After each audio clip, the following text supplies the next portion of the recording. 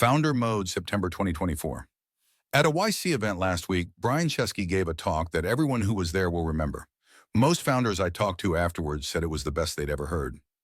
Ron Conway, for the first time in his life, forgot to take notes. I'm not going to try to reproduce it here. Instead, I want to talk about a question it raised. The theme of Brian's talk was that the conventional wisdom about how to run larger companies is mistaken. As Airbnb grew, well-meaning people advised him that he had to run the company in a certain way for it to scale. Their advice could be optimistically summarized as, hire good people and give them room to do their jobs. He followed this advice and the results were disastrous. So he had to figure out a better way on his own, which he did partly by studying how Steve Jobs ran Apple. So far, it seems to be working. Airbnb's free cash flow margin is now among the best in Silicon Valley. The audience at this event included a lot of the most successful founders we've funded, and one after another said that the same thing had happened to them. They'd been given the same advice about how to run their companies as they grew, but instead of helping their companies, it had damaged them. Why was everyone telling these founders the wrong thing? That was the big mystery to me. And after mulling it over for a bit, I figured out the answer. What they were being told was how to run a company you hadn't founded. How to run a company if you're merely a professional manager. But this MO is so much less effective that to founders, it feels broken. There are things founders can do that managers can't, and not doing them feels wrong to founders, because it is. In effect, there are two different ways to run a company, founder mode and manager mode. Till now, most people, even in Silicon Valley, have implicitly assumed that scaling a startup meant switching to manager mode. But we can infer the existence of another mode from the dismay of founders who've tried it and the success of their attempts to escape from it. There are, as far as I know, no books specifically about founder mode. Business schools don't know it exists. All we have so far are the experiments of individual founders who've been figuring it out for themselves. But now that we know what we're looking for, we can search for it. I hope in a few years, founder mode will be as well understood as manager mode. We can already guess at some of the ways it will differ. The way managers are taught to run companies seems to be like modular design in the sense that you treat subtrees of the org chart as black boxes. You tell your direct reports what to do, and it's up to them to figure out how. But you don't get involved in the details of what they do. That would be micromanaging them, which is bad. Hire good people and give them room to do their jobs. Sounds great when it's described that way, doesn't it? Except in practice, judging from the report of founder after founder, what this often turns out to mean is hire professional fakers and let them drive the company into the ground.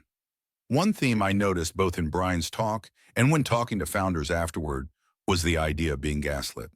Founders feel like they're being gaslit from both sides, by the people telling them they have to run their companies like managers, and by the people working for them when they do.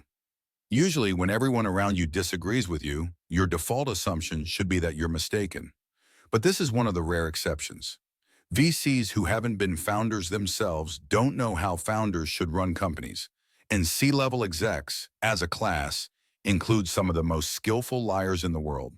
Whatever founder mode consists of, it's pretty clear that it's going to break the principle that the CEO should engage with the company only via his or her direct reports. Skip-level meetings will become the norm instead of a practice so unusual that there's a name for it. And once you abandon that constraint, there are a huge number of permutations to choose from. For example, Steve Jobs used to run an annual retreat for what he considered the 100 most important people at Apple. And these were not the 100 people highest on the org chart. Can you imagine the force of will it would take to do this at the average company? And yet imagine how useful such a thing could be. It could make a big company feel like a startup. Steve presumably wouldn't have kept having these retreats if they didn't work.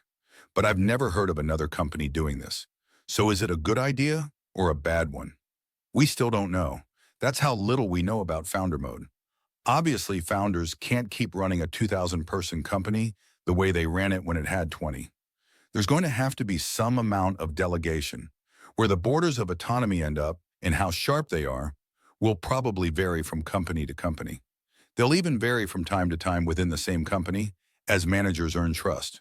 So founder mode will be more complicated than manager mode, but it will also work better. We already know that from the examples of individual founders groping their way toward it. Indeed, another prediction I'll make about founder mode is that once we figure out what it is, we'll find that a number of individual founders were already most of the way there, except that in doing what they did, they were regarded by many as eccentric or worse. Curiously enough, it's an encouraging thought that we still know so little about founder mode. Look at what founders have achieved already, and yet they've achieved this against a headwind of bad advice. Imagine what they'll do once we can tell them how to run their companies like Steve Jobs instead of John Scully. Notes. The more diplomatic way of phrasing this statement would be to say that experienced C-level execs are often very skilled at managing up. And I don't think anyone with knowledge of this world would dispute that. If the practice of having such retreats became so widespread that even mature companies dominated by politics started to do it, we could quantify the senescence of companies by the average depth on the org chart of those invited. I also have another less optimistic prediction. As soon as the concept of founder mode becomes established, people will start misusing it. Founders who are unable to delegate even things they should will use founder mode as the excuse. Or managers who aren't founders will decide they should try to act like founders. That may even work to some extent, but the results will be messy when it doesn't. The modular approach does at least limit the damage a bad CEO can do. Thanks to Brian Chesky, Patrick Collison, Ron Conway, Jessica Livingston, Elon Musk, Ryan Peterson, Harj Tagger, and Gary Ton for reading drafts of this.